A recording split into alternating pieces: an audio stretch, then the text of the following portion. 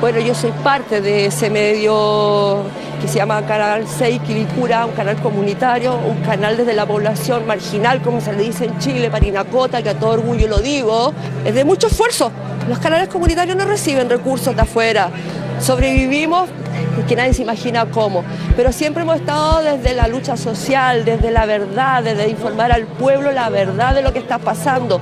Somos la plataforma del que no son escuchados para ser la voz de los sin voz. Esto no es un tema de partidos políticos, no es el Colo la U, no es religiones, entonces hay que entregar información verdadera de lo que está pasando realmente en el país, que es lo que la televisión chilena no hace.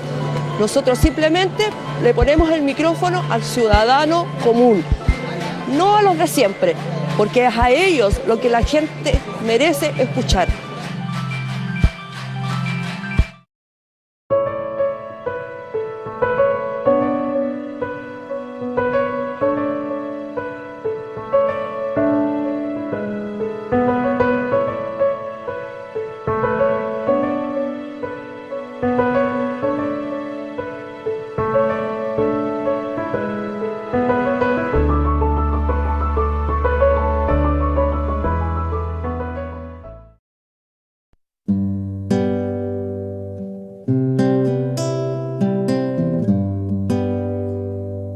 Patricio, un amigo de mucho tiempo.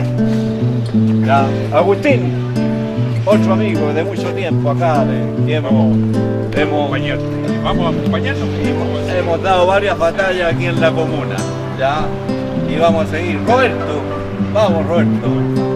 Roberto, que ya está en tierra derecha ya con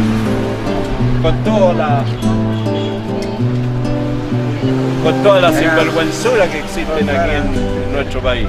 Vamos por el centro, vamos al centro. Te siento así, como agua de mar, que deja sobre la arena su sal, su furia sobre los pies. Veo mis lazos parir, se enredan con tus cadenas, y atan hasta arder el fuego. Te siento así.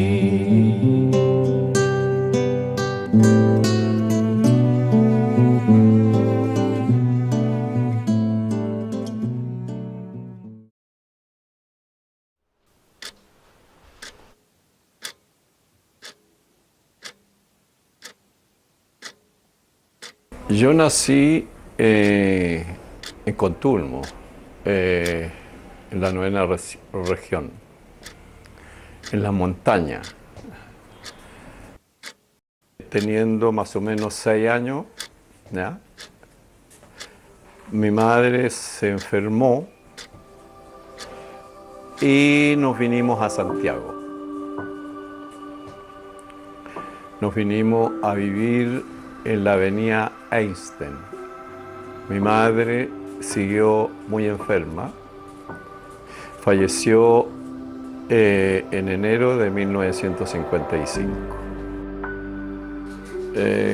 Creo que mi niñez no fue de las más felices.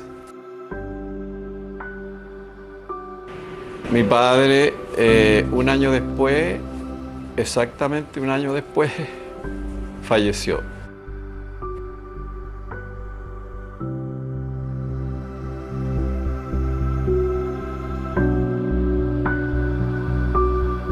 Conocí lo que es andar descalzo, criarse así, ir al colegio sin zapatos, jugar las famosas pichangas en la calle con los otros niños, en donde las pelotas las hacíamos de calcetines. En ese tiempo la sociedad era terriblemente desigual. O sea, la miseria era mucho más que ahora. Claro que en esa época la miseria todo el mundo la veía, se palpaba, no como hoy día que está escondida. Entonces de esa manera hoy día se esconde la miseria, pero en ese tiempo no, la miseria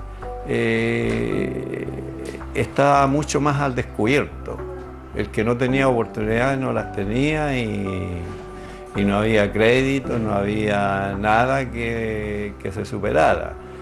O sea, la gente, qué sé yo, la familia en las poblaciones, ni pensar de comprar 1 litro de aceite, por ejemplo, o 1 kilo de azúcar. No, era un cuartito de esto, un cuartito de esto otro, y así.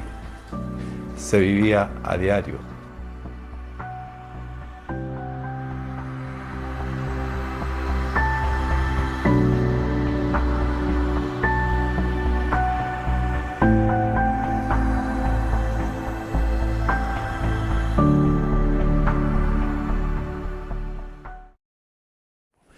Y bueno, ya a mi adolescencia,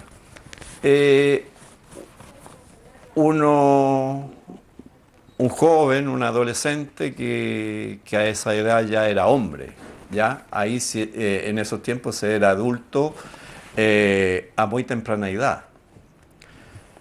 Y por ende uno trabajaba en la fábrica, en las construcciones, en donde había, bueno, por supuesto, mucha persona adulta.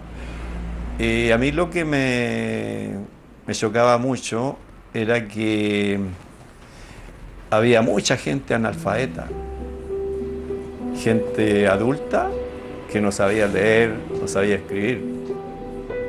Yo sabía medianamente leer, sabía medianamente escribir. Así es como uno ya va tomando conciencia en la sociedad que uno estaba, en la sociedad que uno vivía.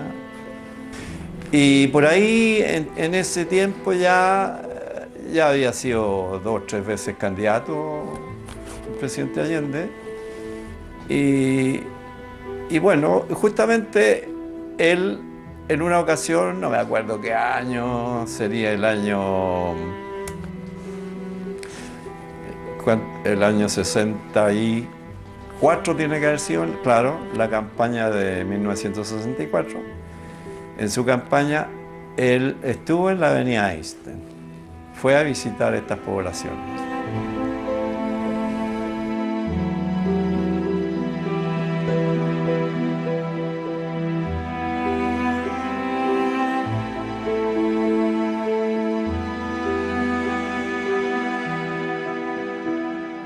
Y bueno, y ahí ya uno empieza a tomar conciencia, a ver, este candidato dice esto, se dice esto de uno, se dice este de otro, y ahí uno ya empieza, digamos, a tomar posiciones ya, y qué sé yo, a tomar su elección por el candidato que uno creía, ya, con su poquita cultura y su poquita educación, que sí, ese candidato sí que estaba con los trabajadores y que se podía esperar algo de esto.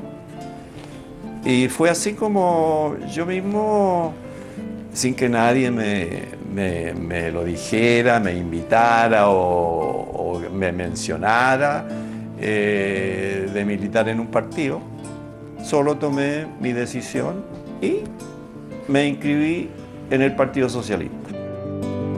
Como si fuera ayer, como si fuera ayer, que pisé tu suelo por primera vez de zapatos negros, y vuelvo a comenzar, y vuelvo a comenzar con ala nueva, fabricada por tu tierra. recuerdos que entre tus muros se abrigaban mis sueños, mis esperanzas de triunfar y ser dueño de mi futuro.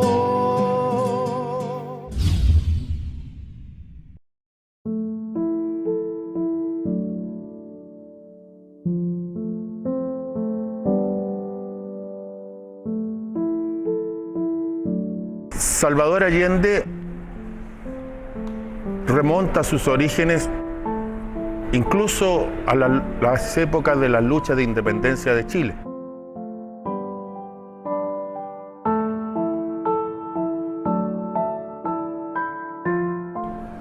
En aquellos tiempos, 3 tenientes Allende, de los cuales desciende directamente el presidente Salvador Allende, prestaron señalado servicio a la patria naciente.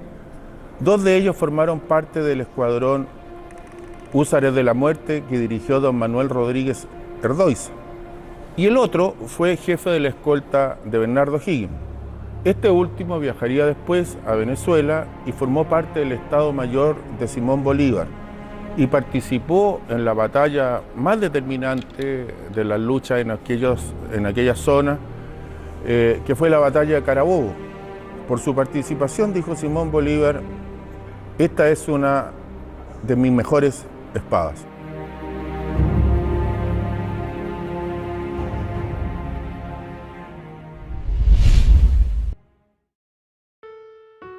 Encontramos ahí también otro apellido, de un señor que se llama Ramón Augusto Pinochet, y del cual el innombrable desciende en línea directa. Ese Ramón Augusto Pinochet es el tatarabuelo. Y tan pronto se desató la lucha independentista, corrió a decirle a los patriotas que él era un independentista convencido, incluso le dieron el grado de coronel de milicias. Tan pronto desembarcaron los españoles, Antonio Pareja en Talcahuano con tropas españolas, le envió mensajes diciéndole que ahora él era un fervoroso partidario del rey don Fernando VII. Esto lo anota José Miguel Carrera en su Diario Militar de la Patria Vieja, que ustedes pueden consultar. Y anota allí, dice, a este miserable traidor lo traje engrillado y lo metí a una cárcel de Santiago. De ese descendía el innombrable.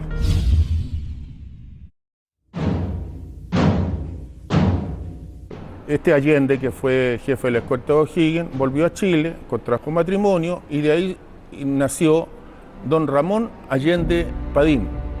A quien le decían el rojo por 2 cosas, porque era un poco colorín y porque además tenía ideas progresistas de izquierda para nuestros tiempos. Él fue médico, senador por el Partido Radical, cuando eso era ser de izquierda, y los grandes historiadores bolivianos como Merejazú o peruanos como Basadre le dedican palabras de mucha consideración y respeto respecto de la Guerra del Pacífico, en la que él participó siendo jefe de los servicios sanitarios de nuestro ejército. Su trato considerado con los prisioneros, su atención por igual en servicios médicos, fueran chilenos, peruanos o bolivianos, le trajeron estas palabras conceptuosas que han quedado en la historia. Murió Ramón Allende Padín a muy temprana edad, al parecer de una enfermedad de diabetes que era poco tratable en aquellos tiempos, y el general Baquedano le lega en su testamento una pequeña cantidad de dinero a la viuda de Ramón Allende Padín y dice, es la viuda del hombre más noble que he conocido. Así se expresa el general Baquedano del abuelo de Salvador Allende. El papá de Salvador Allende era notario público.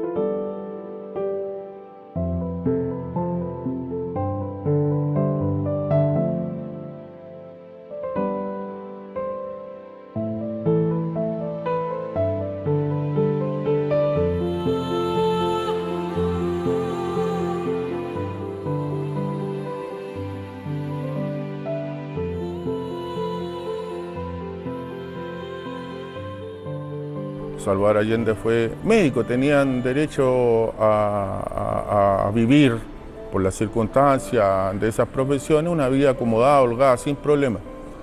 Pero Allende se incorporó muy joven a las luchas estudiantiles a través del Grupo Avance en la universidad, luchando contra la dictadura de Ibáñez.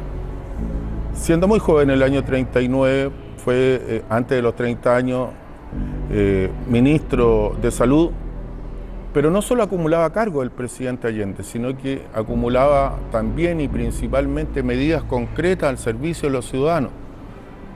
Creó el Servicio Nacional de Salud, logró llevar a que fueran leyes la asignación familiar, el pre y el postnatal, y desde siempre luchó por la nacionalización del cobre.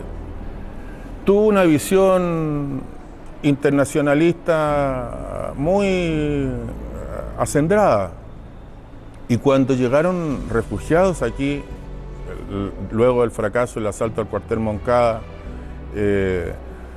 personas como Vilma Espín, que eran parte del directorio revolucionario, él con Carmen Ansaldi, Gustavo Orbit y otros socialistas, acogieron a estas personas que venían en una situación de asilo político. Lo mismo hizo con quienes tuvieron que salir de Venezuela durante la dictadura de Rojas Pinilla. Él tuvo siempre una visión latinoamericanista. Fue diputado, senador, presidente del Senado. La tierra toma color de quien respira tu árida luz. Bajo el alba te espera caminos gigantes teñidos de un terco calor. La lluvia aguanta su llanto porque abre paso al que viene cantando mejor. Y va dejando entre piedras versos que nombran tus montes desnudos. De un desierto se acompaña este canto, de un desierto donde brotan colores al sol. Todas las gentes, no solo los estudiantes, sino que los trabajadores, los obreros, todos se sentían como que algo estaba pasando y algo podía pasar. Y eso es muy importante porque en los años 60, políticamente, en Chile había un gobierno demócrata cristiano de Eduardo Frei Montalva, cuyo lema para lograr ser presidente fue revolución en libertad. Revolución, ya se hablaba de revolución, y en libertad. Así que todos nos sentíamos como motivados a tratar de ir más allá, tratando de elegir y crear un nuevo movimiento que ya se estaba generando en las universidades, en los sindicatos, en las fábricas, en el campo, en todos lados. Y estas agrupaciones fueron súper importantes porque había una gran masa social que en el fondo llevó a la victoria del compañero Salvador Allende.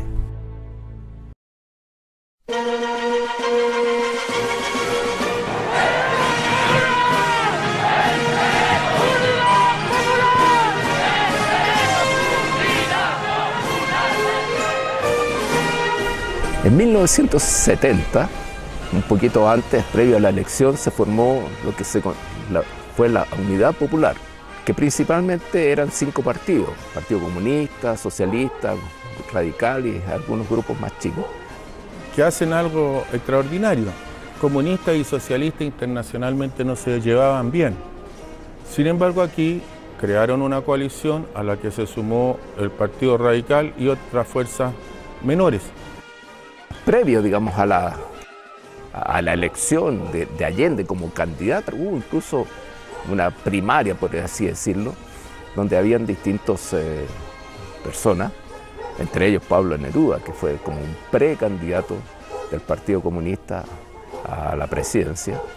Y una vez que Allende fue elegido como el candidato único de la Unidad Popular, se transformó en una figura símbolo. No era la primera vez que él se presentaba, por supuesto, si él se había presentado anteriormente. Luego ganamos las elecciones con el presidente Allende. Para ese momento, en el 70, yo que venía recién empezando a tener edad adulta, porque adulto ya era a temprana edad, como lo decía, la alegría era tan grande que uno no caía, ¿ya? No caía en su, no sé, en creer que eso era posible, de tener un presidente que de acuerdo a lo que yo me informaba, sabía de él, que iba a ser verdaderamente un presidente que iba a ayudar a la gente humilde, a la gente más postergada. En realidad, para nosotros, los militantes jóvenes en ese tiempo, era una esperanza, pero así grandiosa.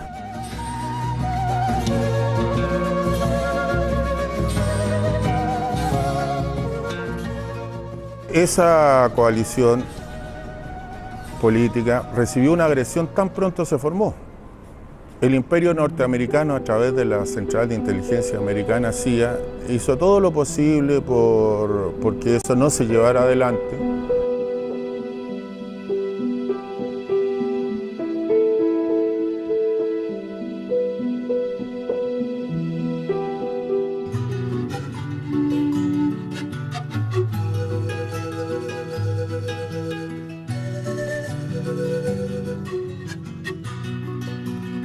Todos nos sentíamos como motivados a tratar de ir más allá.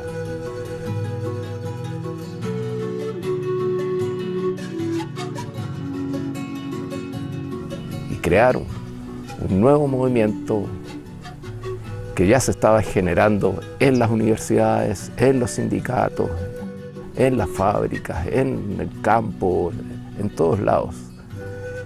Y estas agrupaciones fueron súper importantes porque había una gran masa social que en el fondo llevó a la victoria del compañero Salvador Allende en 1970. Eso fue muy importante, particularmente en el asunto de la música. Yo creo que la música acompañó toda la campaña de Allende. Quilapayún, Víctor, todos estábamos apoyando esta candidatura y fue muy bonito porque se incorporó a la gente y de alguna forma todos estos artistas expresaban lo que la gente sentía. Nunca como ahora la canción nacional tuvo para ustedes y para mí tanto y profundo significado. En nuestros discursos lo dijimos, somos los herederos legítimos de los padres de la patria y juntos haremos la segunda independencia, la independencia económica de Chile. Ciudadanas y ciudadanos de Santiago, trabajadores de la patria, ustedes y solo ustedes son los triunfadores. Los partidos populares y las fuerzas sociales han dado esta gran lección que se proyecta más allá, reitero, de nuestras fronteras materiales. Les pido que se vayan a sus casas con la alegría sana de la limpia victoria alcanzada y que esta noche, cuando acaricien sus hijos, cuando busquen el descanso, piensen en el mañana duro que tendremos por delante, cuando tengamos que poner más pasión y más cariño para hacer cada vez más grande a Chile y cada vez más justa la vida en nuestra patria.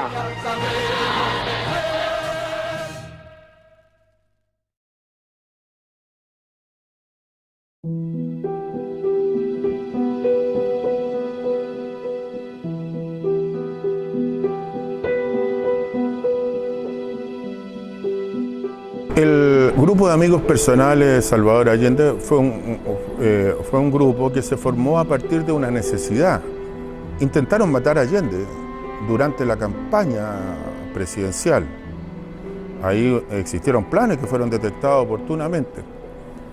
Y frente a eso, inicialmente un grupo pequeñito, 4 o 5 personas que venían del movimiento de izquierda revolucionaria, hicieron una suerte de escolta.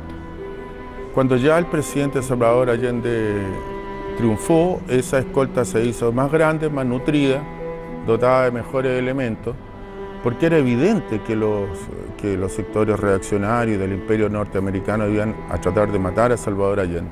La historia enseña que los grupos ultrarreaccionarios no ceden el poder y luchan por retenerlo. Seguramente tratarán en Chile de impedir nuestro acceso, pero no lo van a conseguir. ¿Qué caminos van a usar? ¿Qué métodos van a emplear? Depende de su irresponsabilidad o el grado de desesperación en que hayan caído. Pero la mayoría del pueblo de Chile sabe perfectamente bien que nuestros propósitos es servir a Chile y a su pueblo. Para ellos era, pero un tremendo problema de este presidente, un presidente socialista. Ese gobierno era muy peligroso para Estados Unidos y el establishment mundial, porque que un gobierno de izquierda llegara a tal condición producto de elecciones era cosa extraña.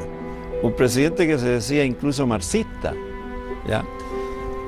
Y entonces para Estados Unidos era mucho peor que lo que había sucedido en Cuba o lo que estaba sucediendo en Cuba. Inmediatamente los sectores reaccionarios de este país operaron y montaron un complot para impedir que Allende asumiera, para posibilitar un golpe de Estado. Inmediatamente que él triunfa en las elecciones, Estados Unidos, por medio de su embajador y su encargado militar que había acá en Chile, Nixon, Kissinger, le ordenan interceder ante el comandante en jefe entonces de las Fuerzas Armadas, el general René Schneider, que le pida que impida que el presidente Allende asuma como presidente. Y él dice que no, jamás él iba a hacer semejante cosa, al contrario, él iba a hacer todo para que la Constitución se cumpliera. Los norteamericanos proporcionaron armas, dinero y orientación. Resultó muerto el general René Schneider Cherot. Es decir, que el primer militar que cae bajo balas por razones políticas en Chile es el general René Schneider, y las balas las dispara la derecha y los norteamericanos. Envían armas por valija diplomática y dinero a un grupo que forman acá, que habían gente de las Fuerzas Armadas y algunos civiles, para que secuestren al general Schneider. Si lo secuestraban, eso le iba a dar lugar a que era la izquierda que lo secuestraba, ¿ya? O sea, la gente, nosotros, los partidarios del presidente Allende. Y de esa manera, entonces, el resto de las Fuerzas Armadas iba a reaccionar. Entonces iba a parar el proceso que se estaba llevando a cabo, que asumiera como presidente el presidente Salvador Allende. Pero resulta que le salió el tiro por la culata. El general Schneider opone resistencia cuando lo tratan de secuestrar, y él hace uso de su arma que andaba trayendo y bueno, y terminan, así como él termina disparando, también le disparan y lo terminan hiriendo mortalmente.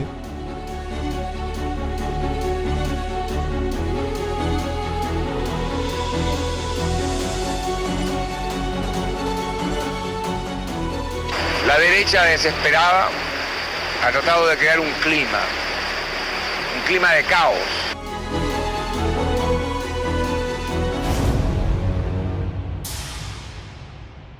Ahí, como decía, le salió el tiro por la culata porque eso reafirmó más que el presidente Allende tenía que asumir.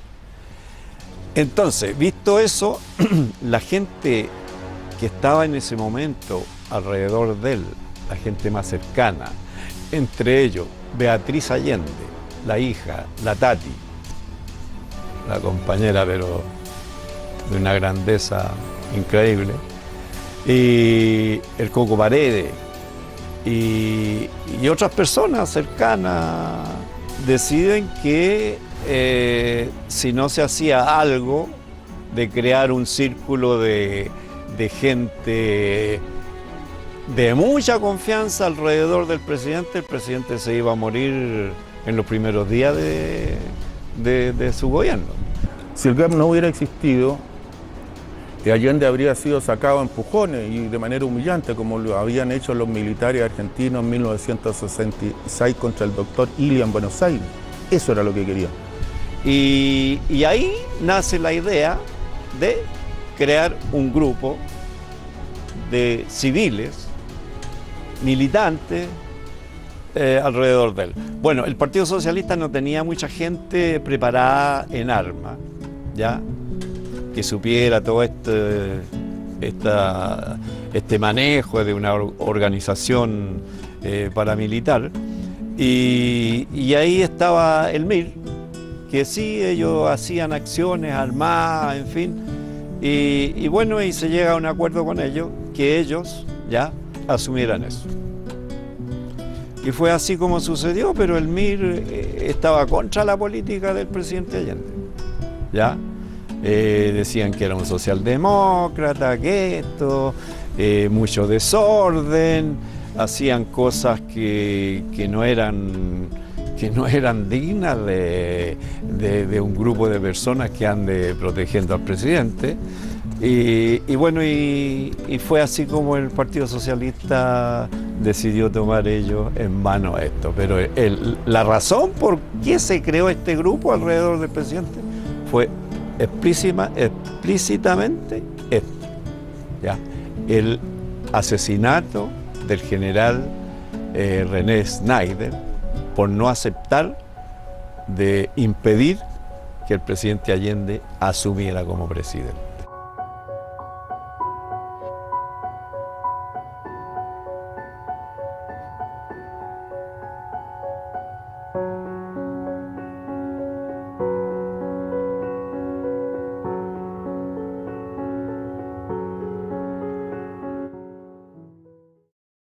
Proclama Presidente de la República para el periodo comprendido entre el 3 de noviembre de 1970 y 3 de noviembre de 1976 al ciudadano Salvador Allende Gozi. Se levanta la sesión.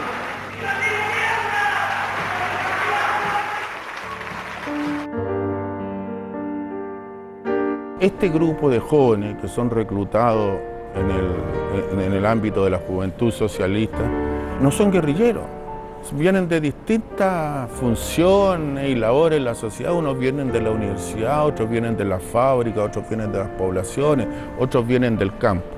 No eran los típicos guardaespaldas, maceteados, nada, eran jóvenes normales. Bueno, yo trabajaba en un departamento del Ministerio de la Vivienda, Departamento de Ejecución Corvi. Estaba a cargo de una obra en el Cortijo Norte. Y bueno, teníamos núcleo en el trabajo mismo y teníamos núcleo en la población donde vivíamos. éramos grupos de compañeros bien activos. Y bueno, a partir de ese momento el partido empieza a llamar compañeros de todas partes del país, de todos los medios, digamos, de trabajadores, estudiantes. Y bueno, todo esto era voluntario. Nos proponían, nos decían los dirigentes, mira, se está reestructurando el GAP y ahora el partido lo tomó en mano y quiere que sean puros militantes del Partido Socialista. Y fue así como a mí me propusieron del partido si quería ser parte de esto. Y bueno, yo por supuesto, pues yo estaba a fondo con el presidente Allende. Punto de reunión, el partido, el Comité Central, que estaba ahí en San Martín. Y desde ahí nos llevaban a Cañaveral, un lugar que está camino a Farellones. Bueno, ahí estaba la escuela, donde se hacían, digamos, una preparación básica. Y bueno, eso duraba 3 semanas, un mes máximo, esos cursos que nos hacían un curso de todo y a la vez nos probaban si nosotros éramos personas adecuadas para cumplir ese rol de cuidar al presidente. Y es así como llegábamos grupos de 15, 20 compañeros y al final del curso a veces quedaban 2, 3 compañeros, 4, en fin, y el resto volvía a sus lugares de origen. Los que quedaban nos designaban de acuerdo a las capacidades de cada uno, a qué grupo. Algunos eran designados al grupo operativo, grupo de avance que se le llama hoy día, otro al grupo de guarnición, que eran los compañeros que cuidaban los lugares físicos donde llegaba el presidente, incluyendo Tomás Moro, por supuesto, y otros compañeros al grupo de escolta. Bueno, con mi hermano, los dos fuimos designados inmediatamente al grupo de escolta. Éramos cabros que siempre estábamos haciendo deporte y que, bueno, teníamos bien claras las cosas como se estaban pasando. Los dos éramos militantes del Partido Socialista de mucho tiempo. Justo en ese momento querían preparar un grupo de escolta que fuera muy objetivo, muy capacitado para ese rol, a los que más sobresalíamos de todos los compañeros que habíamos ahí. Nos mandaron a Cuba, estuvimos 1 mes y medio, bueno, nos prepararon bien y luego volvimos inmediatamente a hacernos cargo de la escolta.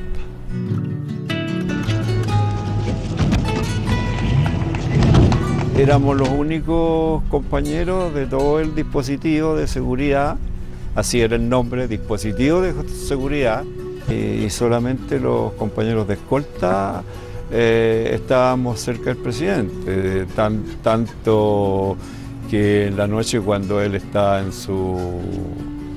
descansando en su dormitorio, uno de nosotros estaba en la puerta de su dormitorio.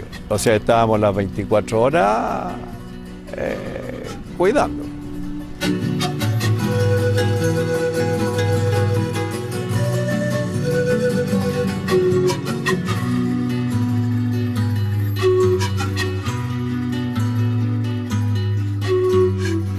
Bueno, nos encontramos en Tomás Moro, en donde está la casa que se compró durante el gobierno de la Unidad Popular, la casa para los presidentes.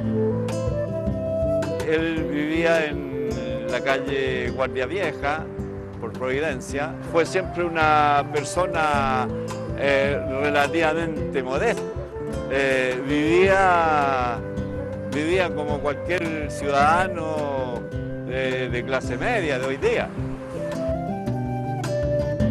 Y Allende tenía, yo creo, no sé, bueno, en mi opinión, como una visión y una cosa que cuando hablaba, los discursos de Allende podían durar, no sé, 45 minutos, una hora, pero uno estaba así, escuchándolo, atento siempre, bueno, era una cosa extraordinaria, el don de la palabra que él tenía, porque hablaba y la gente quedaba fascinada, no es que te aburriera o no sé, hablaba súper bien. Yo me acuerdo de escucharlo, bueno, la Alameda o la Moneda, en cualquier parte, pues, y era fantástico, fantástico como él, como orador. Hay jóvenes viejos y viejos jóvenes, y en estos me ubico yo. Y estos jóvenes viejos no se preguntan cuántas viviendas faltan en nuestros países, y a veces ni en su propio país. Hay muchos médicos que no comprenden que la salud se compra y que hay miles y miles y miles de hombres y mujeres en América Latina que no pueden comprar la salud. De igual manera que hay maestros que no se inquietan, que haya también cientos y miles de niños y de jóvenes que no pueden ingresar a las escuelas. En América Latina, continente de más de 220 millones de habitantes, hay 100 millones de analfabetos y semianalfabetos. En este continente hay más de 30 millones de cesantes absolutos y la cifra se eleva por sobre 60 millones, tomando en consideración aquellos que tienen trabajos ocasionales. El 53% de la población se alimenta en condiciones por debajo de lo normal. En América Latina faltan más de 28 millones de viviendas. En mi patria, porque hay estadísticas y no las ocultamos, hay 600.000 niños que tienen un desarrollo mental por debajo de lo normal. Si acaso un niño en los primeros 8 meses de su vida no recibe la proteína necesaria para su desarrollo corporal y cerebral, se va a desarrollar en forma diferente al niño que pudo tenerla y que lógicamente es casi siempre el hijo de un sector minoritario, de un sector poderoso económicamente. Si a ese niño que no recibió la proteína suficiente, después de los 8 meses se le da, puede recuperar y normalizar su desarrollo corporal, pero no puede alcanzar el desarrollo normal de su cerebro. ¿Y cuántas son las madres proletarias que no pueden amamantar a sus hijos cuando nosotros los médicos sabemos que el mejor alimento es la leche de la madre? Y no lo pueden hacer porque viven en las poblaciones marginales, porque sus compañeros están cesantes, porque ellas reciben su alimento y que como madres están castigadas en su propia vida. La juventud tiene que entender, y nosotros en Chile le hemos dado un paso trascendente. La base política de mi gobierno está formada por marxistas, por laicos y cristianos. Y respetamos el pensamiento cristiano cuando ese pensamiento cristiano interpreta el verbo de Cristo que echó a los mercaderes del templo.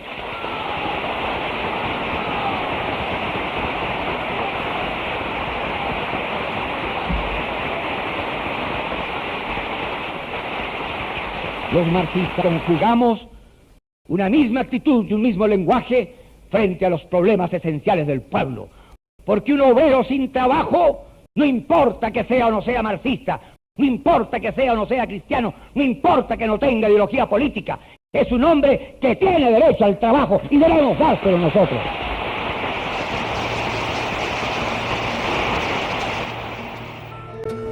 Y lo bonito, bueno, tú te acordarás también que Allende llegó con un programa.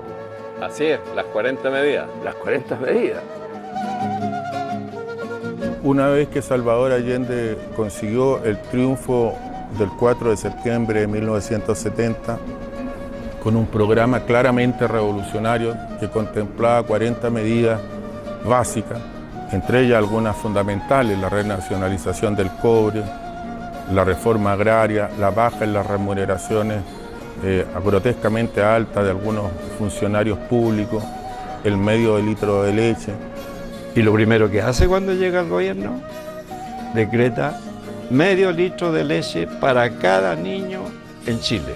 La educación pública y gratuita, el restablecimiento de relaciones con todos los países del mundo que se encontraban bajo agresión, muchos de ellos del Imperio norteamericano y su cohorte.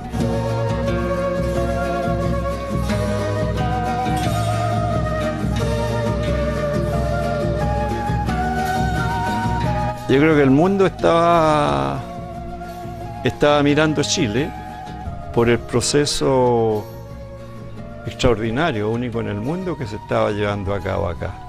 El gobierno no solamente era esperanza para nosotros los militantes, sino que para el pueblo en general, la participación de los pobladores en la autoconstrucción de calidad. Y gratis, por el momento. O sea, más bien, digamos, ellos aportaban el trabajo, por lo tanto, no era gratis, sino que era, el trabajo de ellos tenía la importancia, ¿no es cierto?, que iba a ser entregada a su familia. Ahora, todo eso, ¿no es cierto?, con lo de la leche, el medio litro de leche, que muchos, especialmente de la gente inconsciente o de oposición en esa época, con esa leche rayaba las canchas de fútbol. No te digo todo, pero se vio eso también para las mamás. Fue una cosa, la participación de la mujer en ese momento fue grandiosa, no solamente en el momento del golpe, sino que anteriormente, con su participación en las juntas de vecinos, en las JAP, en todo eso que permitía organizar la alimentación popular.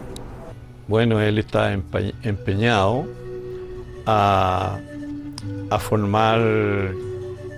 que se formaran muchos profesionales en Chile, en las universidades. Por eso abrió las puertas a los jóvenes que quisieran estudiar y darle todas las facilidades del mundo, ¿ya? Apenas él llega al gobierno, él exige que a los trabajadores se les empiecen a pagar sueldos de verdad, no esos sueldos miserables, ¿ya? Que algunos por ahí, si se les permitía hacer, encantados, habrían seguido pagándole a los trabajadores con ficha. El gobierno de la Unidad Popular también tenía una mirada de futuro en varias direcciones, en el ámbito de la computación, como se ha señalado, se construyó un automóvil, el Yagán. Que iba a ser un auto popular, ¿ya? En la que tuvieran posibilidades de tenerlo todas aquellas familias, en fin, que quisieran tenerlo. Se fabricaron televisores de marca nacional. Era impensable, como decía, antes del 70, que un trabajador tuviera un televisor. Bueno, y por allá por los años 72, ya un trabajador con un mes de sueldo podía comprarse un televisor. Había un gran sentido de la necesidad de un desarrollo tecnológico y científico nacional.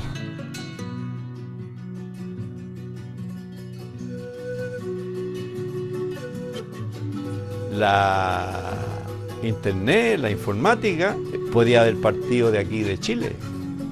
Y aquí en Chile era el primer país donde se estaba ya echando a funcionar la CiberCit. ¿Ya? Era el primer país que estaba haciendo esto. O sea, Chile habría sido ¿se fijan ustedes? el gran propulsor de todo esto. Y bueno, y todo eso en la tecnología, el presidente Allende estaba pero completamente metido. Y por supuesto que la cultura. Pues. Y ahí comenzó un nuevo proceso, donde mucha gente se incorporó, donde mucha gente, y sobre todo los artistas, continuaron haciendo una gran labor. Pero yo diría que fundamentalmente, como había como este deseo, estas ganas de hacer cosas, de participar, no solo los artistas, sino que todo el mundo quería de alguna forma expresarse. Y fue así como el año 72 que se hace en Chile una gran convención por todos los artistas e intelectuales del mundo, y el que estaba a cargo en Chile era José Balme, y Balme mismo, me cuenta él, le dice a Balme: mira, oye, ¿sabes? Tengo una idea, podríamos aquí hacer un museo, ¿ya? Un museo para los chilenos, qué sé yo, y cómo hacerlo. Entonces Balme le dice: ya, pues le dice, vamos a hablar con el presidente.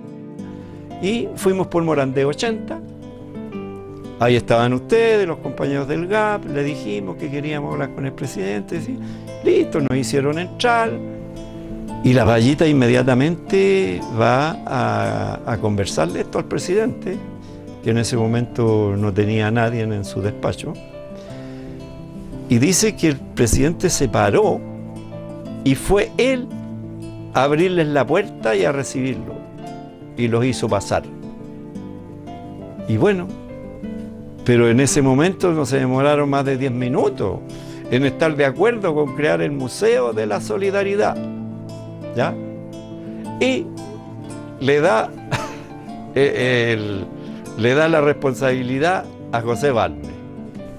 Y yo me acuerdo perfectamente, y lo digo y lo afirmo hasta el día de hoy: nunca en Chile se ha hecho mayor actividad cultural que durante los años de la Unidad Popular. ¿Y por qué? Yo diría que porque la gente tenía ganas de participar, la gente tenía ganas de expresarse, porque la gente estaba feliz, porque la gente tenía una utopía, porque había un proceso que era nuevo en el mundo, llegar al socialismo por las vías democráticas. Era único, era tan único que todo el mundo estaba pendiente de lo que pasaba en Chile. Y vuelvo a comenzar, y vuelvo a comenzar con ala nueva, fabricada por tu tierra. Eso, más la renacionalización del cobre, más la reforma agraria, le ganó la odiosidad de fuerzas muy poderosas y que actúan sin límites éticos. Entonces hacían que hubiera desabastecimiento, ¿no? ¿Ya? Y que la población no podía abastecerse con alimentos normalmente. ¿Por qué? Porque mercado negro. La mercadería, ¿no es cierto? Y después la vendían de a poco al doble o al triple. Mercado negro, claro. Claro, el mercado negro. Todas las agresiones que se desataron sobre el gobierno de Dr. Allende están reconocidas por los norteamericanos. Fue tan criminal lo que se hizo a partir del 11 de septiembre del 73 que esto escandalizó incluso a la opinión pública norteamericana y le exigió a su gobierno, entonces dirigido por personas que habían participado directamente en instigar el golpe en Chile, que aclararan qué participación tenía.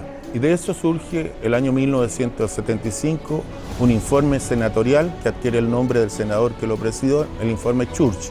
Ahí se reconoce la intervención norteamericana desde el año 64, cuando decían que los comunistas se comían las guaguas, que los niños iban a llegar a Rusia, de que los tanques soviéticos iban a estar frente a la moneda.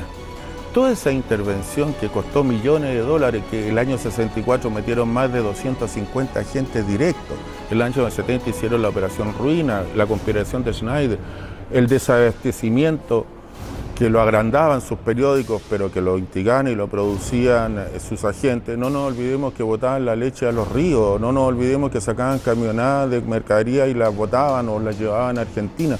No nos olvidemos que los camioneros recibían 5 veces la remuneración que podían ganar trabajando estando parados. Hay un centro de camioneros en Lleida. La CIA generó toda esa situación caótica y a pesar de eso, Allende nunca tuvo un preso político, nunca hubo un medio de prensa cerrado por razones de opinión política, no hay un torturado, no hay un detenido desaparecido, no hay un ejecutado político.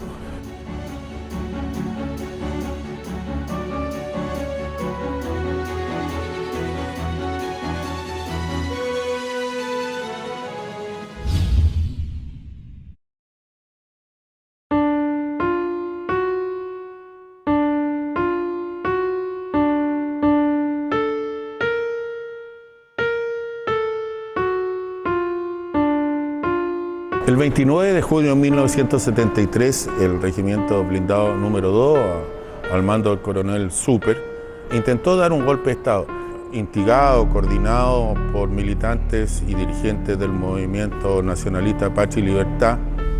Ese día, nuestros jefes no dejaron salir al presidente de Tomás Moro, porque el presidente quería ir al tiro, a enfrentar a esos golpistas. Y en ese momento el GAP estaba en condiciones de haber puesto fuera de combate a los 5 o 6 tanques más tropas que estaban operando sobre La Moneda y el Ministerio de Defensa. El presidente Allende dio instrucciones para que eso no se produjera. Y como nosotros ya lo conocíamos bastante, que era una persona con unos inmensos cojones, seguramente que él iba a ir a enfrentar personalmente a esos oficiales, en fin, que se permitían eso, y en esa no iba a faltar el mercenario o loquito que a lo mejor lo iban a acribillar a balazos. Entonces nuestros jefes no le permitieron salir. 2 veces intentó salir y no se le dejó. Él se las arregló para llamar al helicóptero. El helicóptero llegó a Tomás Moro. Y nuestros jefes nos mandaron a algunos compañeros a decirle al piloto que se retirara, que ya no se necesitaba. Bueno, cosa que se hizo fue y el piloto se fue.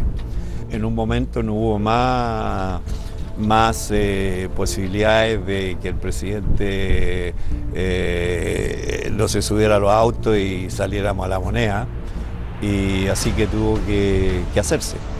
Y en ese momento uno de los jefes nuestros, Aníbal, nos junta ahí en la rotonda, a la salida de la puerta de la casa, nos explica la situación y dice, por lo tanto, tenemos que irnos. Y para esto necesitamos un auto con 4 voluntarios, que van a tener que abrirle paso a la escolta ante cualquier amenaza o quedarse a cubrir la retirada de la escolta.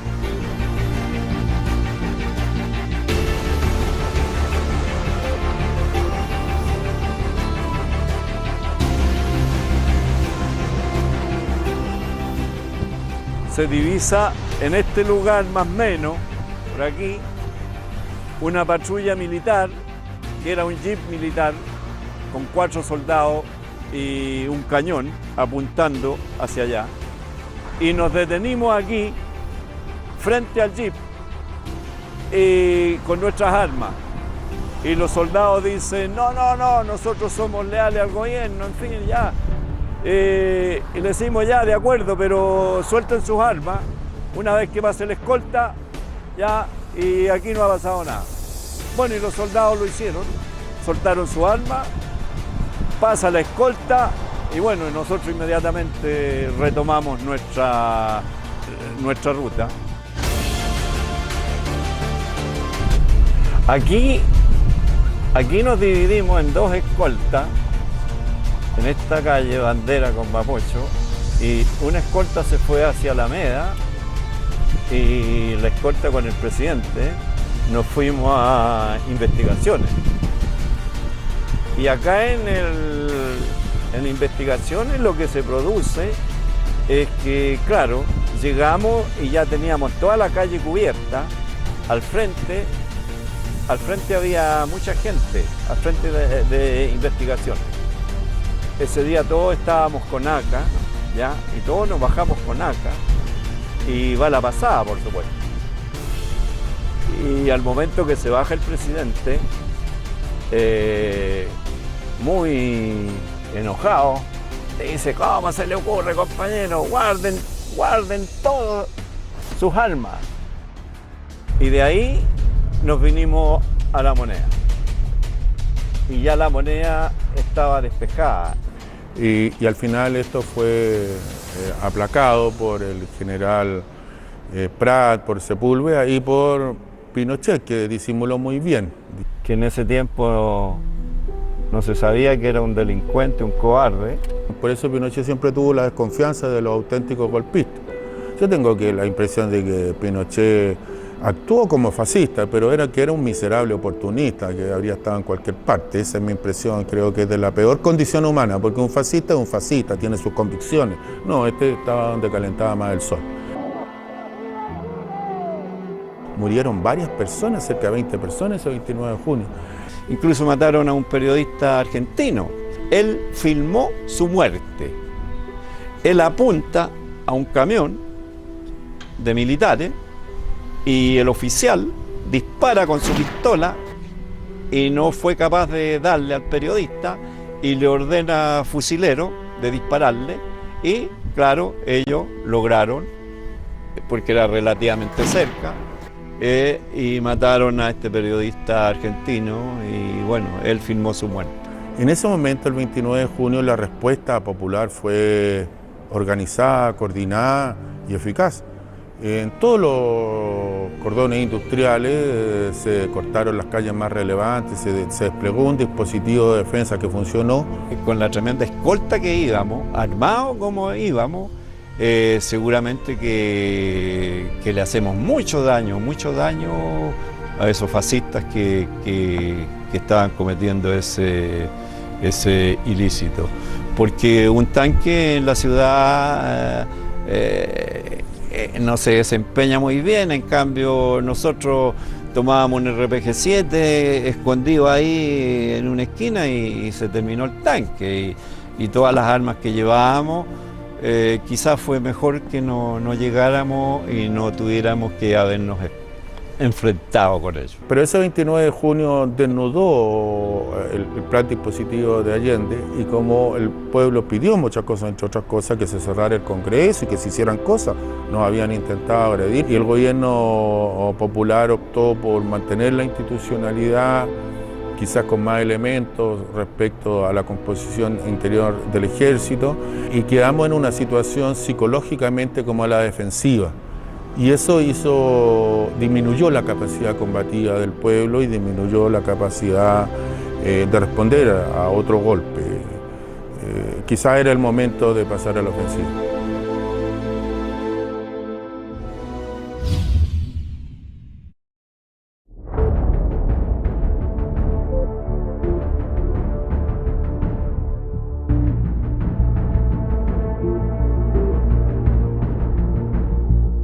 ¿Cómo se entera el presidente del golpe de Estado? Llega una llamada de teléfono, un oficial de Carabineros, queriendo hablar con el presidente urgente. Y de guardia estaba Rodolfo, que era mi hermano, en la puerta de su dormitorio. A las 6:15 aproximadamente sonó uno de los teléfonos. La llamada venía del general Urrutia. Golpeé suavemente. El presidente me respondió entre dormido, una exclamación: ¿qué pasa? Ahí el presidente tomó el teléfono y a los segundos, minutos, le da orden a mi hermano que nos despierte a todos. Como a las 7:30 de la mañana llegó a mi casa un colega, David Garrido, y me informó de que estaba en movimiento un golpe militar, la escuadra que el día anterior había salido a la operación UNITA, había retornado y en definitiva se habían tomado las calles de Valparaíso. el comandante de la base aérea Cerro Moreno de la Fuerza Aérea de Chile, donde estaba la mitad de los Hawker Hunters, se negó a plegarse al golpe, fue detenido, salvajemente torturado y sometido a consejo de guerra. El jefe de la base aérea del Bosque, donde estaba la otra mitad de los Hawker Hunters, era un partidario del gobierno y de la legalidad y se debió asilar el 11 de septiembre en la Embajada Argentina. Por eso se sacaron los Hawker Hunters de la base del Bosque y se llevaron a Carril del Sur semanas antes, que es un aeropuerto civil. Salimos muy rápido de acá de Tomás Moro y bueno, las calles estaban ese día completamente vacías. Al parecer era como lo único que no sabían que había golpe de Estado éramos nosotros. Y además la escolta que salimos ese día, paradojalmente, fue la escolta más escuálida que tuvo el presidente ese día. Éramos muy pocos compañeros que habíamos. La dirección del Partido Socialista depositaba en su secretario general Carlos Altamirano y Adonis Sepúlveda, con quienes conversé tantas veces, es errática el 11 de septiembre. El Partido Socialista se acuartela en muchos lugares, en casas, departamentos, fábricas, fundos, sede universitaria, en espera de instrucciones y las instrucciones no llegan. La dirección, en vez de dar orientación, prende la radio para saber qué es lo que está pasando. El Partido Comunista da por desahuciada la posibilidad de defenderse tan pronto sabe el golpe y ordena replegarse. Por eso no hay un solo dirigente comunista, ni militante, ni nada, ni en La Moneda, ni en ninguna intendencia, ni en ningún lugar importante del poder político en el país. Se produce el repliegue. El MIR, y en su momento me lo comentó quien sería luego su secretario general, Andrés Pascal Allende, tenía 600 armas de puño, eso no alcanza para nada. Incluso tuvimos que recurrir, incluso un poquito por la fuerza, echar a los autos, completar los autos con compañeros que eran de guarnición, que no tenían, digamos, la preparación que tenía la gente de escolta. Pero hasta ese momento aparecía la Carabineros y la Guardia Palacio defendiendo La Moneda. Hasta ese momento habían unas tanquetas. Nosotros llegamos desde Tomás Moro a La Moneda, dejamos al presidente en la entrada principal. De ahí inmediatamente ingresamos a La Moneda, permanecía en el lugar el que era el director, el general director de Carabineros, el general José María Sepúlveda Galinde, e incluso el subdirector de Carabineros, Jorge Urrutia. En La Moneda los carabineros estaban en posición de defensa al interior de La Moneda. Las Fuerzas Armadas y Carabineros de Chile declaran, primero, que el señor presidente de la República debe proceder a la inmediata entrega de su alto cargo a las Fuerzas Armadas y Carabineros de Chile. Dejaré La Moneda cuando cumpla el mandato que el pueblo me diera. Solo acribillándome a balazos podrán impedirme voluntad de hacer cumplir el programa del pueblo.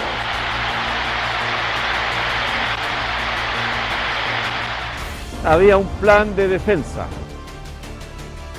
En La Moneda, la gente que contábamos con armas para defendernos, no éramos más de 20 de la Guardia Personal, más efectivos de la Policía Civil, que también permanecieron con nosotros, y también el presidente Allende, que al mismo tiempo hacía parte como un soldado más.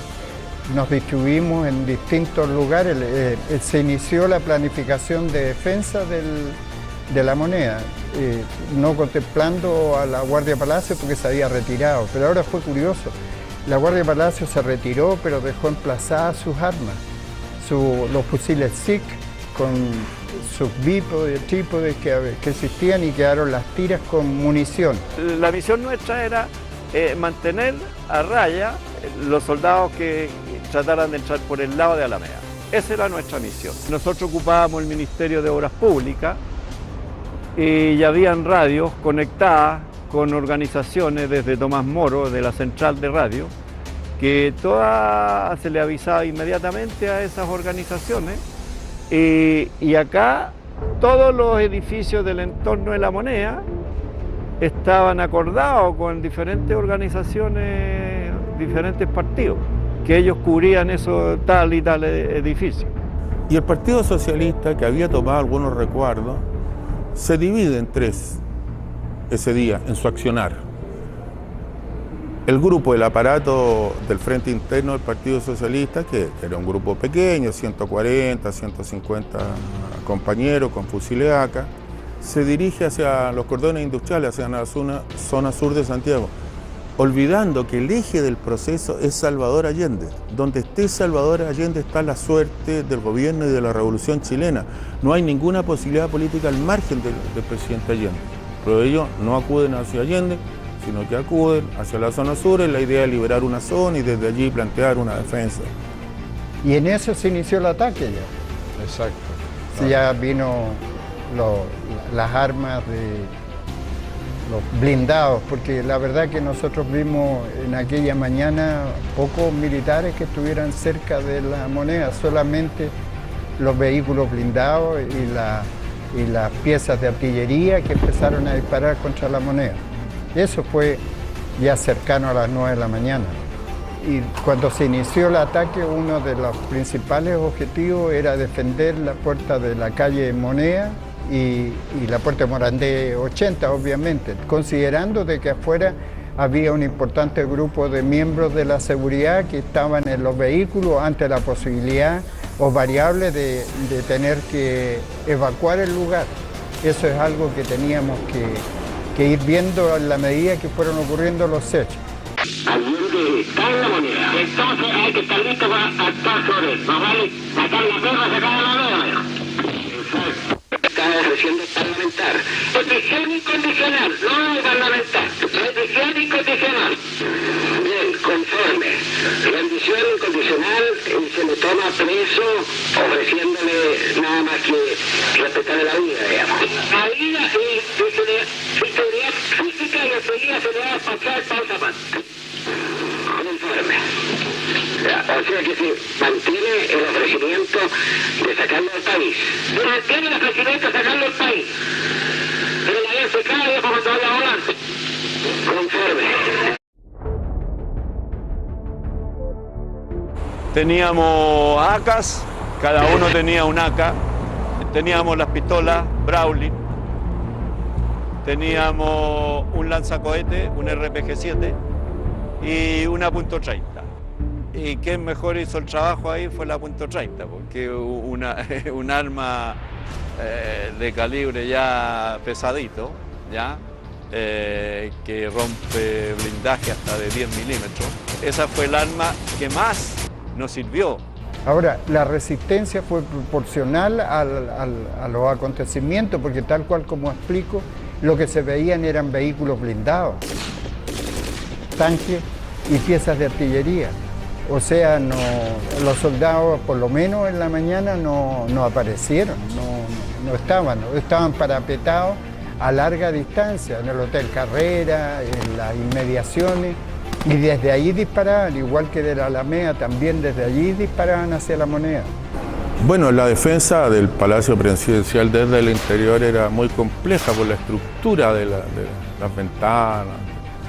Se disparaba como podía. La gran defensa de La Moneda vino desde el Ministerio de Obras Públicas por un grupo de muchachos que no eran militares profesionales. Empezaron a llegar muchos soldados desde allá, infantería, y nosotros no queríamos disparar porque alcanzábamos ligeramente a darnos cuenta que la mayoría eran soldados, eran conscriptos, ¿ya? Entonces, ¿cómo dispararle a conscriptos que seguramente eran obligados a hacer lo que le estaban ordenando? Pero después ya quisieron salir de acá, atravesar la Alameda, y ahí nosotros ya empezamos a disparar a los soldados.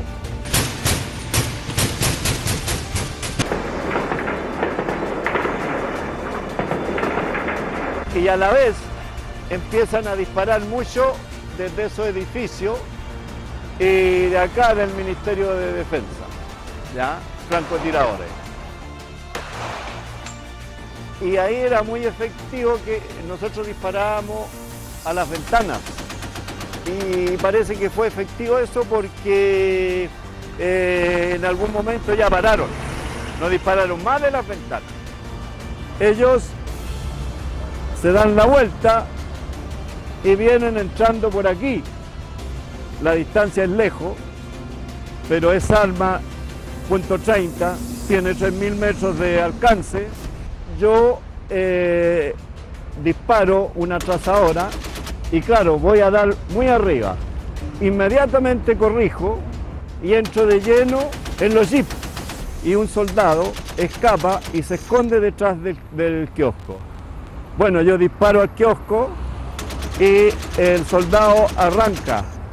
Y se sumó a ese momento tan difícil el tema de que empezaron a lanzar desde el exterior bombas lacrimógenas.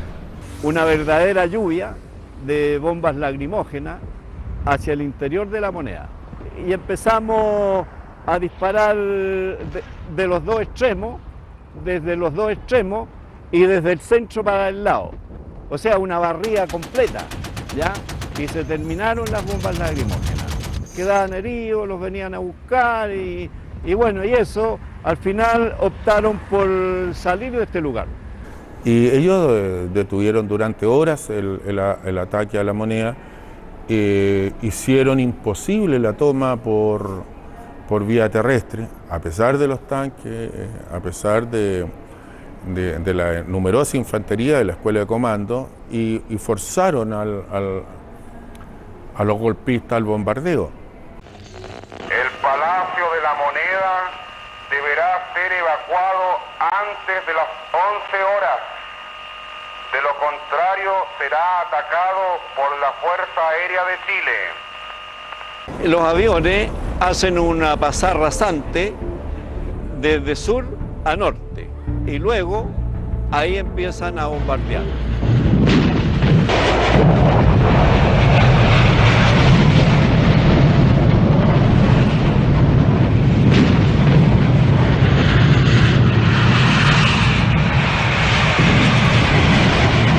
El bombardeo aéreo logró destrozar las cañerías del agua. Y el segundo piso y el primer piso se empezó a inundar. Además, los rockets generaron muchos daños en el techo. Cuando pasaban los aviones acá, ya iban en picada hacia arriba, ¿ya? Disparé mucho, pero estaba horizontal, ¿ya? Horizontal es difícil alcanzar un avión.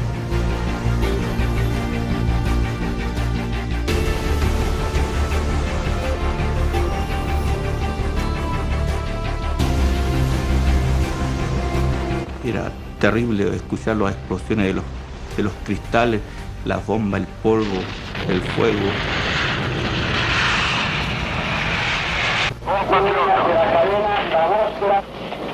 Esta será seguramente la última oportunidad en que me pueda dirigir a ustedes. La Fuerza Aérea ha bombardeado las torres de Radio Portales y Radio Corporación. Seguramente Radio Magallanes será callada y el vital tranquilo de mi voz no llegará a ustedes, no importa. Lo seguirán oyendo. Siempre estaré junto a ustedes. Por lo menos mi recuerdo tendrá el nombre digno que fue leal a la lealtad. Colocado en un tránsito histórico, pagaré con mi vida la lealtad del pueblo. Y les digo que tengo la certeza que la semilla que entregáramos a la conciencia digna de miles y miles de chilenos no podrá ser cegada definitivamente. Tienen la fuerza, podrán avasallarnos, pero no se detienen los procesos sociales, ni con el crimen, ni con la fuerza. La historia es nuestra y la hacen los pueblos. trabajadores de mi patria. El capital foráneo, el imperialismo, unido a la reacción, creó el clima para que las Fuerzas Armadas rompieran su tradición, la que le enseñara Schneider y que reafirmara el comandante Araya. Víctimas del mismo sector social que hoy estará en sus casas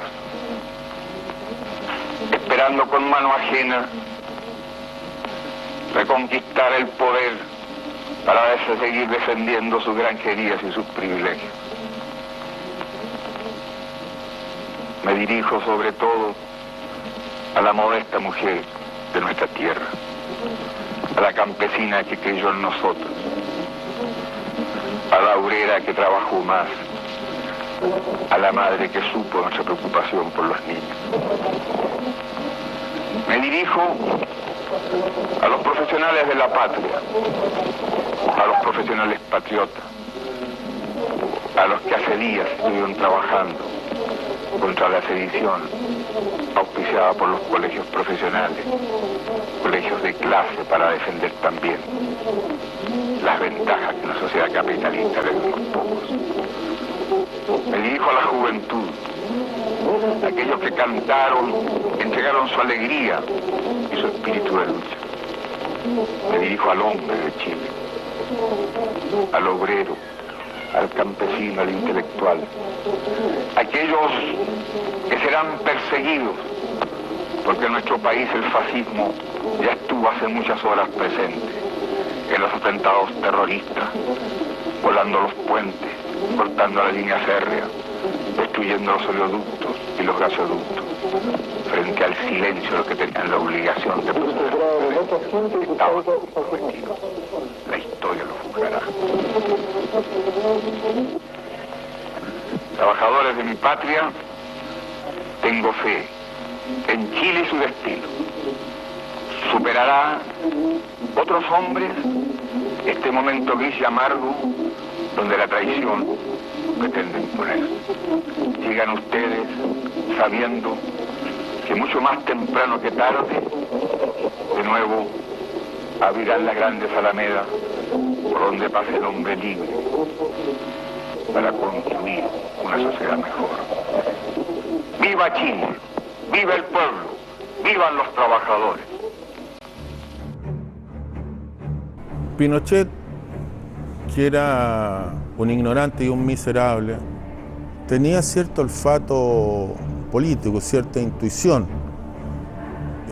y esa le decía que había que matar pronto a Allende, y por eso es que presiona a la Fuerza Aérea para que bombardeen la Moneda y maten a Salvador Allende, y orienta a que se bombardee también la casa presidencial de Tomás Moro con el propósito de matar a la cónyuge, a la señora de Salvador Allende.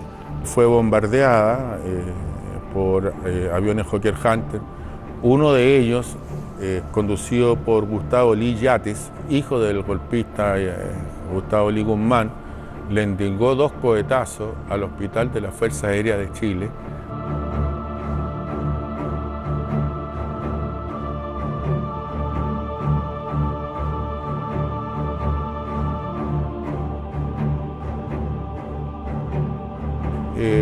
Con unas ametralladoras lo ahuyentaron a los helicópteros del ejército ahí y no pudieron tomarse sino simplemente hasta que sus defensores abandonaron eso, y ahí la derecha mostró la hilacha.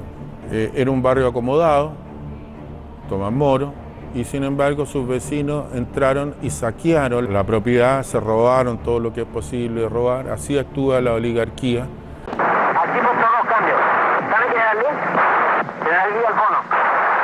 ¿Por qué no le comunica, por favor, a mi General Lee, de parte del General Pinochet, por favor, el ataque aéreo sobre los techos del Ministerio de Obras Públicas y del Banco del Estado, si lo puede hacer lo antes posible?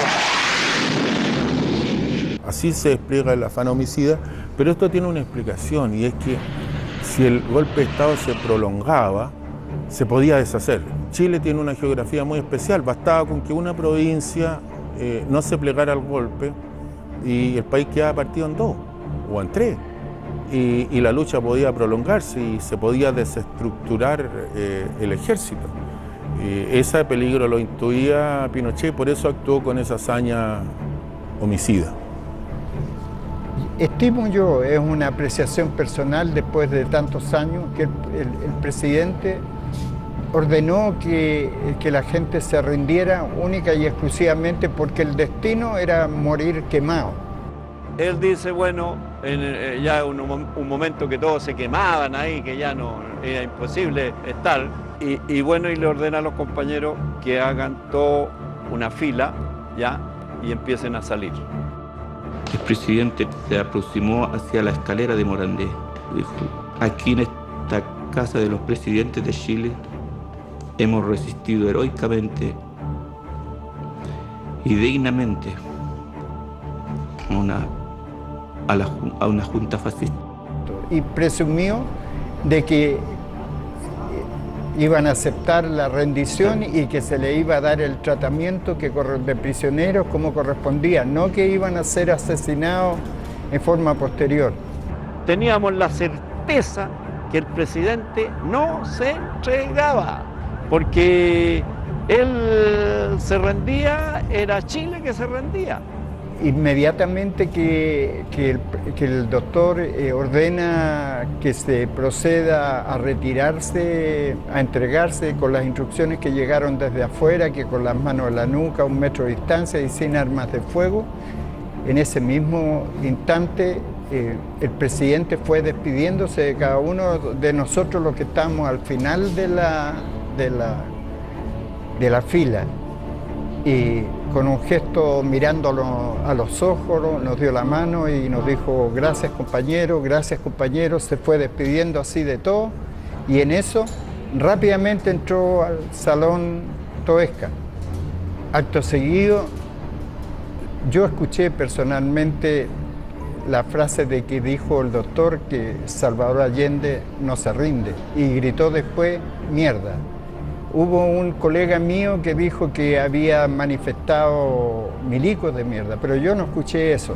De la misma forma, con el ingreso de él al lugar, se producen, según mi estimación en ese momento, más de un disparo. Inmediatamente después entra el doctor Guijón. Según su estimación, él dice que entra en el momento mismo que el doctor se está disparando. Según la estimación de nosotros los detectives, él entra inmediatamente después de los disparos. Ingresa Enrique Huerta en forma posterior, dice, y sale diciendo el doctor se mató, entra Arturo Girón, dice Arturo, el presidente se mató, mis colegas David Garrido, el negro Basaure, entraron, lo vieron y dijeron el doctor se suicidó. En ningún momento Salvador Allende propició un enfrentamiento armado en Chile, hizo todo lo posible por evitarlo. Si en un momento final Allende hubiera llamado a las masas a la calle, podrían haber salido miles de compañeros a las calles. Desarmados como estaban, eso habría sido una masacre de marca mayor. Él quiso concentrar sobre sí, de la misma manera que José Manuel Balmaceda, los odios de la oligarquía y el imperialismo. Quiso decirle, mire, matándome a mí, sáciense. Ya ahí tiene el odio de ustedes bastante para estar saciado. Y quiso evitarle mayores sufrimientos a su pueblo. Vemos salir a los compañeros por la puerta de Morandé 80. Llegamos a la calle Morandé, a la puerta, nos tendieron en el suelo, en distintos lugares estuvimos tendidos en el suelo, con la mano en la nuca, nos recibieron a culatazo. Estábamos tendidos en el suelo y de repente aparece un tanque. Amenazando que si no parábamos de disparar, ellos iban a pasar el tanque por encima de los compañeros. Y nosotros, bueno, paramos, pero ahí empezó el dilema nuestro, pero ¿por qué los compañeros se rinden si nadie se rinde? Y el general Palacio ordena que salgan, dispone que puedan salir la gente del Ministerio de Obras Públicas. Y nosotros tendidos en el suelo vimos cómo salió la gente del Ministerio de Obras Públicas, pero también vimos a los compañeros del GAP que iban caminando entre medio de la gente de... Los primeros salimos ahí. Claro, claro. Salimos entre la gente, corrimos el riesgo. Ruleta rusa, salgamos de los primeros. Las armas las escondimos en diferentes lugares, ya, todas escondidas. Arriba en las luces, las metimos, en algunos rincones, todo eso lo dejamos escondido. Lo único que teníamos en nuestros bolsillos era el carnet de identidad. Y nos pusimos aquí, de los primeros. Estaba toda la gente amontonada aquí, pidiendo que abrieran para que salir y todo eso. Y bueno, finalmente vienen, se instalan aquí militares y empieza a salir la gente. Y vamos saliendo aquí y nos revisan todo y ya allá al frente, la cara hacia el suelo y las manos en la nuca. Y después de, no sé, 20 minutos ya, un oficial da la orden de, ya, toda esta gente entregan su carnet de identidad y en 3 días más vienen a retirarlo acá al Ministerio de Defensa. Ya, pues. Todos entregamos el carnet de identidad y nos fuimos a la casa. Nos fuimos. Y así fue como salimos. Acto seguido, llegaron los bomberos, empezaron a apagar el incendio. Después nos llevaron al regimiento Tacna. Dentro de los detectives que fuimos al regimiento Tacna, había 3 chicos del GAP que por un error de los conscriptos o los militares, en vez de traerlos de vuelta donde estábamos los detenidos de La Moneda, se los llevaron y los dejaron en el que correspondía a los infractores del toque de queda o que se habían sacado de alguna industria. En el cual estaba mi hermano, Claro, Rodolfo. Claro. Y bueno, y que también salvaron con vida, para nosotros siempre fue una incógnita. Yo no sé cómo discriminó el ejército en el regimiento Tacna a quienes iban a fusilar y a quienes no, porque esa fue materia interna. Ahora sí que cuando nosotros no supimos que lo habían fusilado y con el tiempo solamente se vino a saber la verdad. Su comportamiento mirado desde el punto de vista estrictamente militar, y estamos hablando de un puñado de jóvenes, fue muy superior a los comandos. Si se analiza lo que pasó militarmente el 11 de septiembre del 73, eso es vergonzoso para el ejército, que teniendo un blanco fijo, sin defensa antiaérea, con unos cuantos muchachos ahí, usando tanques, artillería, vehículos blindados, comandos, no hayan podido tomarlo, hayan tenido que recurrir a la Fuerza Aérea y bombardear un blanco fijo e indefenso para poder tomarse eso. Eso fue vergonzoso. Yo creo que si el ejército tiene un cuaderno militar, que debe tenerlo, por estas acciones bélicas, ese cuaderno militar no debe albergar mucha gloria.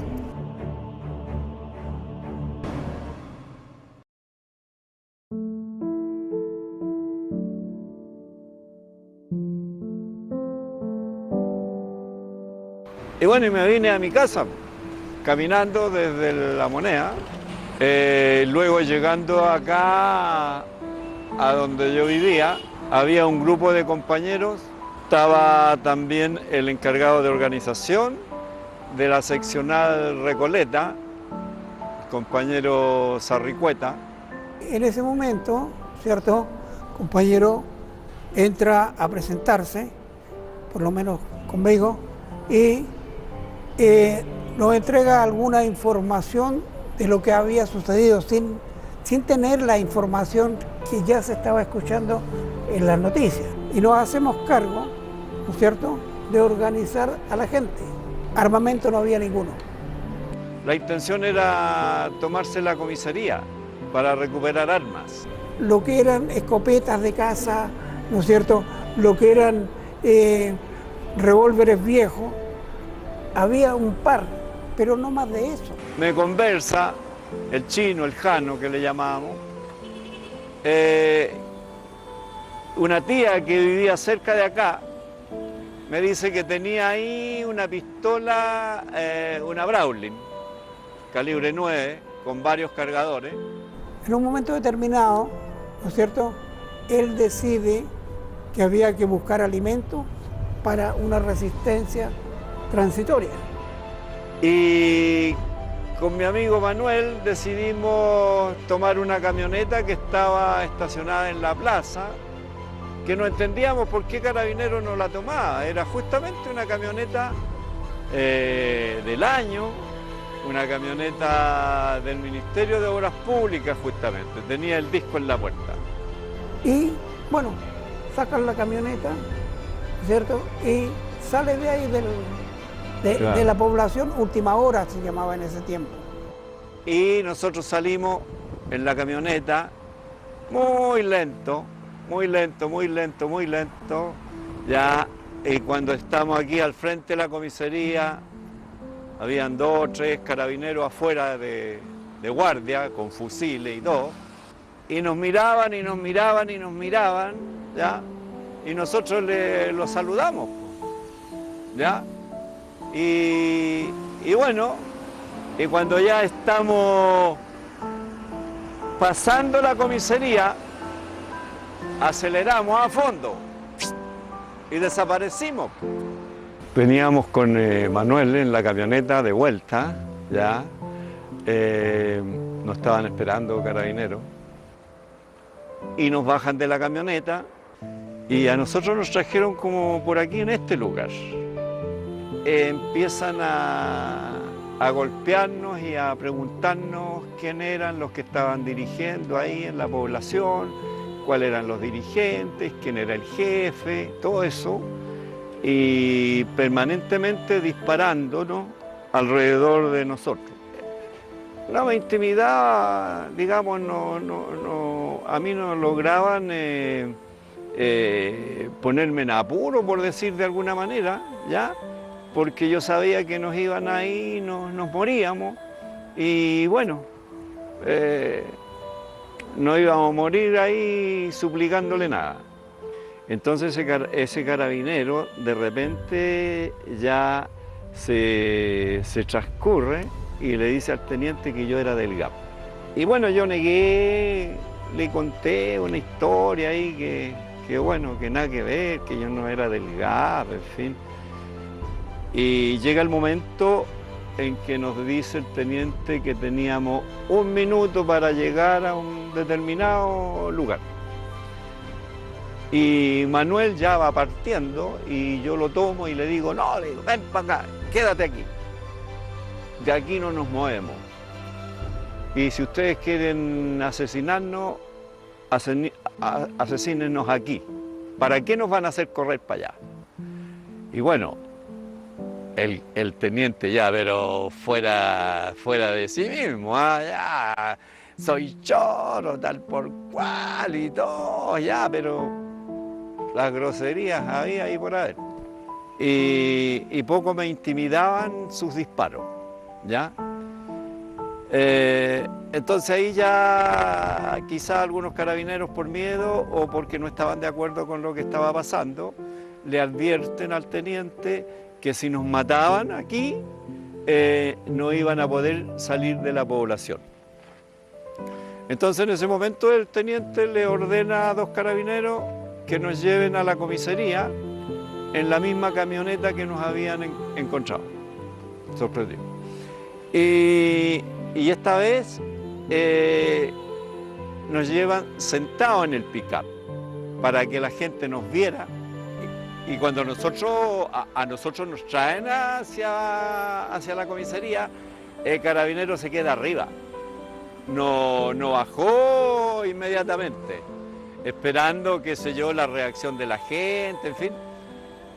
Ya casi llegando al toque de queda, llegan, se sienten ahí, se escuchan llegar todos y presionando ahí al teniente que nos dejaran ir. De lo contrario, la gente iba a venir a asaltar la comisaría. ¿Ya?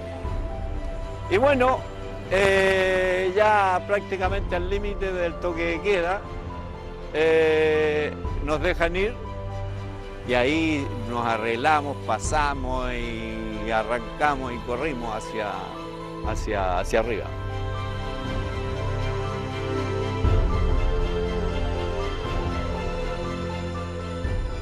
Bueno, este es el memorial que hay acá de las personas que asesinaron aquí durante la dictadura, el cual podíamos haber estado de los primeros ahí con mi amigo Manuel, ya. Pero el destino quiso otra cosa.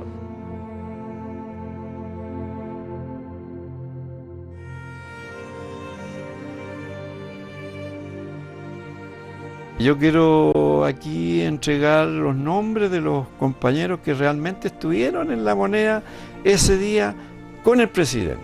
Castro Zamorano, Manuel Ramón. Fraides Medina, José. Lagos Río, Óscar Reinaldo. Montiglio, Morúa, Juan José. Moreno Pulgar, Julio Hernán. Ramos Rivera, Osvaldo del Carmen. Rodríguez Riquelme, Luis Fernando. Tapia Martínez, Julio. Valladares, Caroca, Óscar Enrique. Él era el jefe de la escolta ese día 11, de los compañeros que componíamos la escolta. Vargas Contreras, Juan Alejandro. Sotelo, Ojeda, Jaime Gilson. Él era otro de los jefes del GAP. Urrutia, Molina, Héctor, Daniel. Esos son los 13 compañeros que estaban en La Moneda con el presidente y que fueron detenidos y desaparecidos. ¿Ya?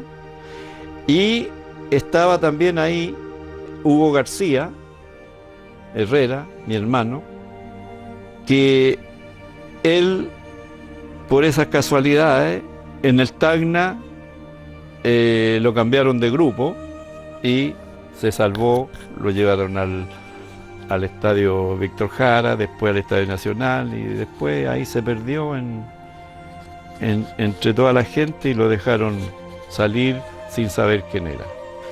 Estos son personas que no correspondían al GAP. Compañeros que llegaron ahí con algunos dirigentes temprano, Aguirre Vázquez Antonio, Orrego González Jorge Osvaldo, Avilés Jofré Óscar Luis del Carmen.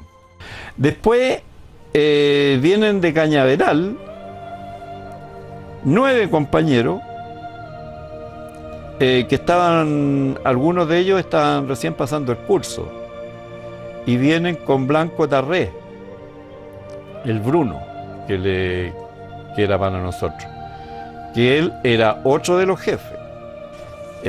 Acá tenemos, entonces, de los que fueron detenidos en la Intendencia, a Blanco Tarré Domingo, Garcés Portigliati, Pedro Juan, Jorgera Leighton González Mario, Ramírez, Barría, William, Osvaldo, Carreño, Calderón, José, Belisario, Cruz, Zavala, Carlos Alfonso, Gamboa, Pizarro, Luis Alfredo, Marambio, Araya, Óscar, Osvaldo, Montero, Salazar, Edmundo, Enrique.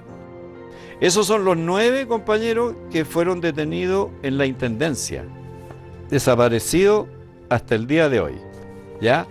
Y entre ellos venía Roper Contreras Enrique Andrés, que era el hijo de la Payita. Lo hicieron desaparecer, lo asesinaron, ¿ya? Solamente el delito de él haber sido hijo de la Payita. O sea, así de cobarde actuaban los heroicos soldados de Chile.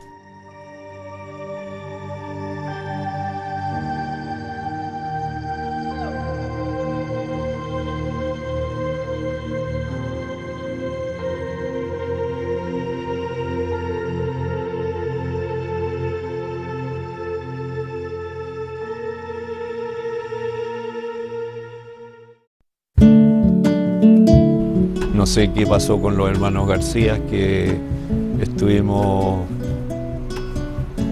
ahí echándonos al ataúd, quiero decirle a mi hermanito que está en Francia muy enfermo y decirle que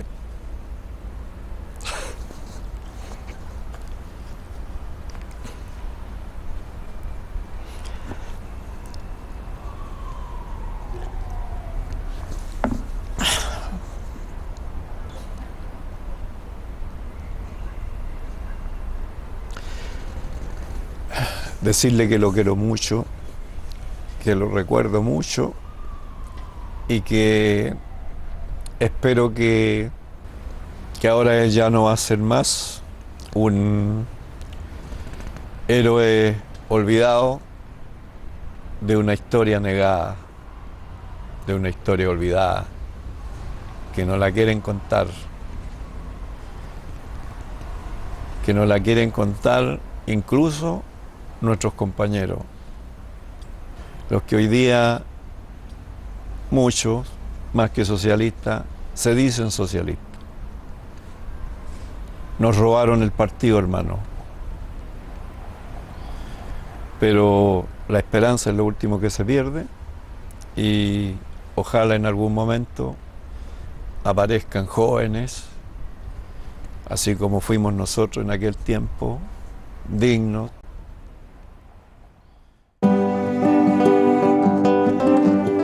Algunos quedamos y yo he tratado de haber tenido esa oportunidad y he tratado de no desperdiciarla. He tratado de recordar a mis compañeros y a usted, doctor, y así como usted nos llamaba compañero. Nunca lo he olvidado y nunca lo olvidaré, presidente.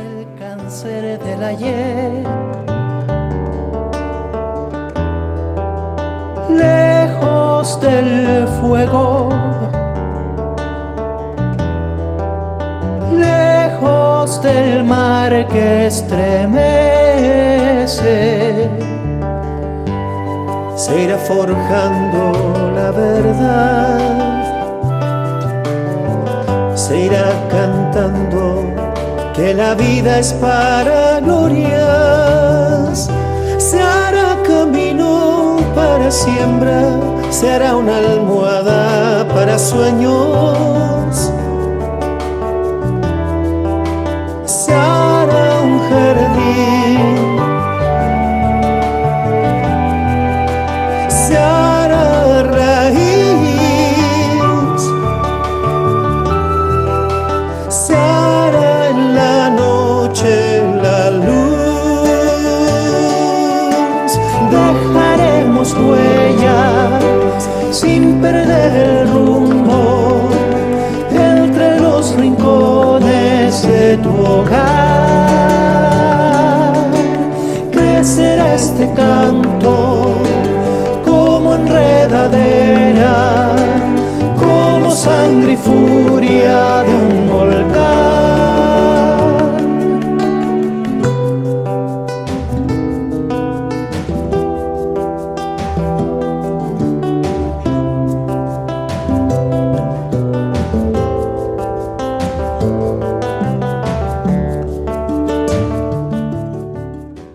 Démosle una pasada completa ahora desde la canción. ¿Ya?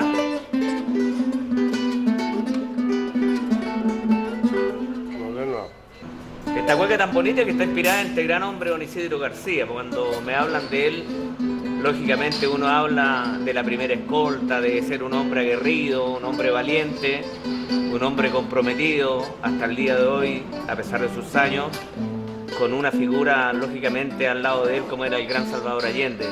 Me imagino que inspirarse en este caballero, en esta persona, es un honor, un orgullo, es maravilloso poder plasmar en una cueca, que es lo que a mí me gusta hacer, la historia en breves palabras de un hombre que dio mucho por su vida también y por su patria.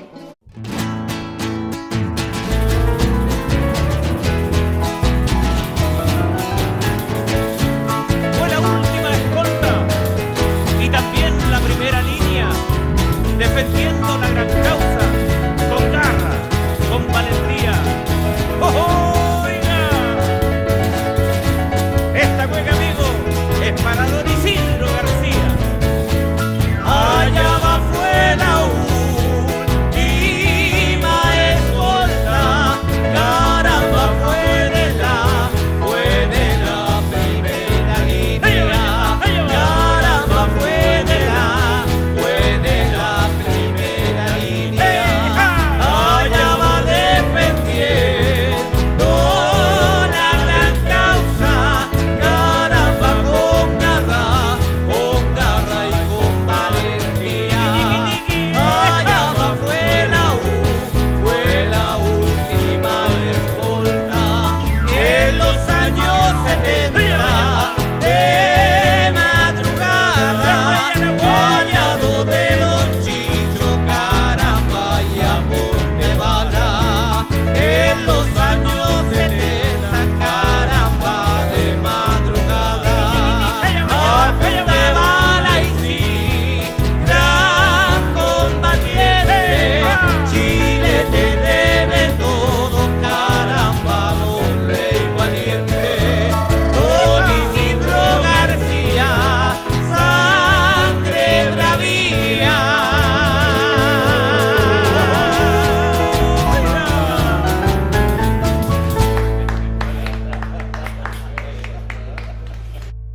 Un honor, don Isidro, una hueca con usted, con cariño, con el alma. Gracias a usted, gracias a usted.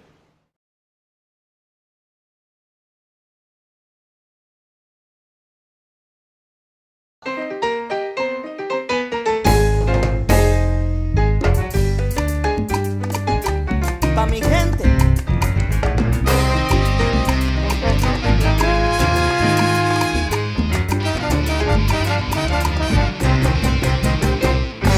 Ay, pero qué alegría me da caminar por mi barrio y un nuevo día volver a soñar en el rostro de mi gente, sus ojos esperanzados en que los nuevos aires pronto soplarán. Sentir su fuerza para combatir la ignorancia con que el Estado nos intenta maestrar, para volver nuestra mirada hacia la felicidad de un mensaje más sano, mensaje de libertad. Ay, pero qué alegría me da compartir con mis amigos sin tener que aparentar, sentirnos como hermanos, como latinoamericanos, luchando por nuestras raíces, por nuestra clase social.